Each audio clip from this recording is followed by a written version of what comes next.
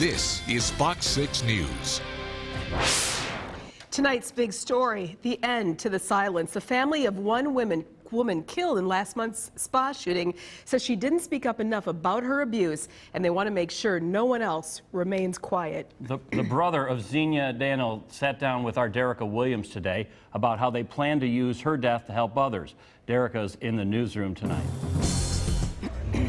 Well, weeks before she was killed, Azana planned to file for divorce. So out of respect for her wishes, her family has now asked that she be referred to as her maiden name, which is Azana Daniel.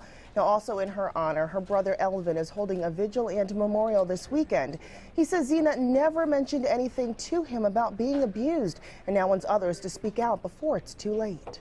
We should be shedding light on some cases that may be happening currently. Fighting back tears, Elvin Daniel is focusing his pain on helping others. Shortly before being shot and killed by her husband, Radcliffe Houghton, Azana Daniel filed for a restraining order. We all believe that the laws that are in place had failed Azana. Now he plans to reach out to lawmakers hoping for change in the system. I like to see Azana's law. That would include electronic monitoring devices. I believe we have bracelets that they can put on an abuser, and maybe the victim can carry some kind of a homing device. If they come within 2,500 yards, they can call 911 or the police can monitor as well. He's healing from the tragedy by channeling his devastation. He, along with the Sojourner Family Peace Center, plan to hold a vigil and memorial on Sunday. It's really meant to help honor Zina's life and give education and resources to people who might be struggling. Executive Director Carmen Petrie says her organization wants to be a resource for those involved in domestic violence. We want to provide an open door for people who are trapped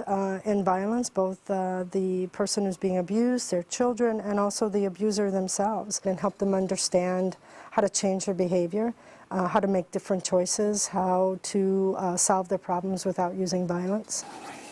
By helping victims too afraid to come forward, Daniel feels he can prevent the pain Azana and the affected families have gone through.